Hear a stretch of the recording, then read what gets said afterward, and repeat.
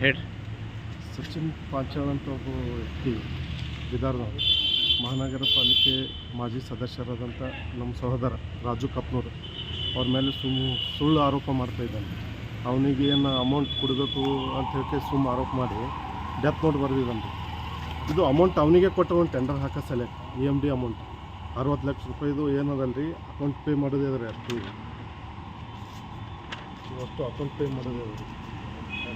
ಅವಾಗ ಏನು ಮಾಡ್ತಾನೆ ರೀ, ಇವರೇ ಕೊಡ್ಬೇಕಂತ ಹೇಳಿ ಡೆತ್ ನೋಟ್ದಾಗ ಬರೆದು ಡೆತ್ ಆಗ್ಯಾನ ಸರ್. ಆ ಡೆತ್ ನೋಟ್ ಬರೀ ಹಳೆಗೆ ಬಿ ರೀ ಅವ್ನು ಕೂಡ ಇಬ್ಬರು ಮೂಗರ ರೀ ಉದ್ದೇಶಪೂರ್ವಕವಾಗಿ ರಾಜು ಕಪೂರಿಗೆ ಏನಾರ ಕುಗ್ಗಿಸ್ಬೇಕಂತ ಹೇಳಿ ಆ ಥರ ಮಾಡೋದು ರೀ. ಏನದ ಪೊಲೀಸರು ಸೂಕ್ತ ಕ್ರಮ ಏನದಲ್ಲ ರೀ, ಅವ್ನು ಕೂಡ ಯಾರ್ಯಾರ ಅದು ಪೂರಾ ಸೂಕ್ತ ಕ್ರಮವಾಗಿ ತನಿಖೆ ಆಗ್ಬೇಕಂತ ಹೇಳಿ ನಮ್ಮದೊಂದು ಉದ್ದೇಶ. ಯಾರ್ಯಾರ ಅಕೌಂಟ್ಲಿಂದ ಅವನಿಗೆ ಹೋಗ್ಯಾವ? ಮನೋಜ್ ಸೆಳ್ಳೆ ಅಂತಾರೆ ರೀ, ಪಪ್ಪು ಪಾಟೀಲ್ ಅಂತಾರೆ ರೀ, ಸಿದ್ಧಾರ್ಥ್ ಪ್ರಸಾದ್ ಅಂತಾರೆ ರೀ. ಇವರೆಲ್ಲ ಸೊಲ್ಲಾಪುರದವ್ರು ರೀ. ಯಾರು ನಿಮ್ಮ ಅಣ್ಣವ್ರಿಗೆ ಏನಾಗ್ತದೆ? ನಮ್ಮ ಅಣ್ಣವರು ಇವರೆಲ್ಲ ಕಲ್ತು ಬಿಸ್ನೆಸ್ ಮಾಡ್ಬೇಕಂತಾರೆ, ಕಾಂಟ್ರಾಕ್ಟರ್ ಕೆಲಸ ಮಾಡ್ಬೇಕಂತ ಹೇಳಿ ಅವ್ನಿಗೆ ಅಮೌಂಟ್ ಕೊಟ್ಟಿದ್ದಾರೆ.